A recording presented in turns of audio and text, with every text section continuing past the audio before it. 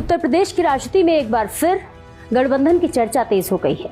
AIMIM प्रमुख असदुद्दीन ओवैसी ने Samajwadi party के साथ मिलकर चुनाव लड़ने का खुला प्रस्ताव दिया है। इसके बाद राजनीतिक गलियारों में सवाल उठने लगे हैं कि क्या 2027 के विधानसभा चुनाव में अखिलेश यादव और ओवैसी एक मंच पर दिखाई देंगे।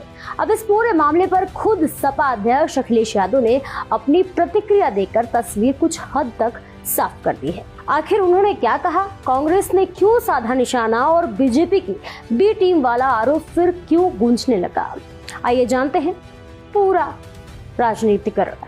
उत्तर प्रदेश विधानसभा चुनाव में अभी समय है, लेकिन राजनीतिक दलों ने अपनी रणनीति बनानी शुरू कर दी है।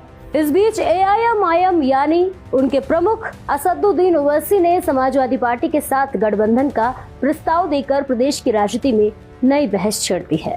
ओवैसी ने कहा है कि उनकी पार्टी का एकमात्र उद्देश्य उत्तर प्रदेश में भारतीय जनता पार्टी को सत्ता से बाहर करना है।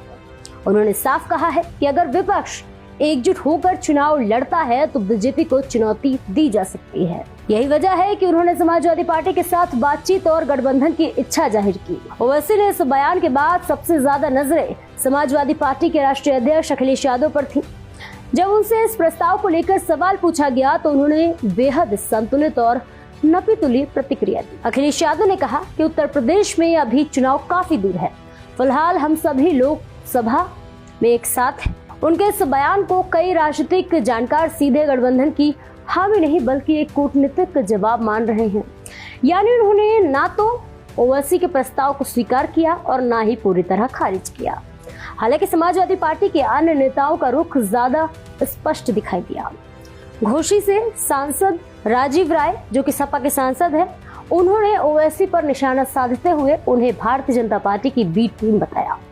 उन्होंने कहा कि जैसे जैसे चुनाव नजदीक आएंगे ओवैसी से कई तरह के बयान दिलवाए जाएंगे और वे लगातार ऐसे मुद्दे उठाएंगे जिनसे विपक्षी वोटों का बंटवारा हो सकता है। वहीं इंडिया गठबंधन में समाजवादी पार्टी की सहयोगी कांग्रेस ने भी ओवैसी के प्रस्ताव को सिरे से खारिज कर दिया। कांग्रेस के राष्ट्रीय प्रवक्ता सुरेंद्र राजपूत ने तीखी प्रतिक्रिया देते हुए कहा है कि गठबंधन धमकियां दबाव से नहीं होता। उन्होंने कहा कि जो लोग देश की जनता को सिर्फ हिंदू और मुसलमान के नजरिए से देखते हैं, उनके साथ गठबंधन नहीं हो सकता। आप सिर्फ मुसलमानों की बात करते हैं और बीजेपी सिर्फ हिंदुओं की बात करती है।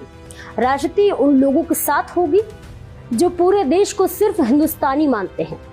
सुरेंद्र राजपूत ने ये तक कह दिया कि अगर ओवैसी को गठबंधन करना ही है तो वे बीजेपी के साथ चले जाएं। कांग्रेस का आरोप है कि ओवैसी के चुनाव लड़ने से मुस्लिम वोटों का बंटवारा होता है, जिसका सीधा फायदा बीजेपी को मिलता है। गौरतलब है कि ये पहली बार नहीं है जब असदुद्दीन ओवैसी ने समाजवादी पार्टी के सामने गठबंधन का प्रस्ताव रखा हो।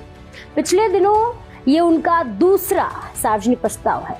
ओवैसी लगातार कह रहे हैं कि विपक्ष को एकजुट होकर बीजेपी के खिलाफ चुनाव लड़ना चाहिए और इसके लिए बातचीत का यही सही समय है। अब सवाल ये है कि क्या आने वाले समय में समाजवादी पार्टी अपने रुख में बदलाव करेगी या फिर इंडिया गठबंधन के मौजूदा स्वरूप को ही आगे बढ़ाएगी।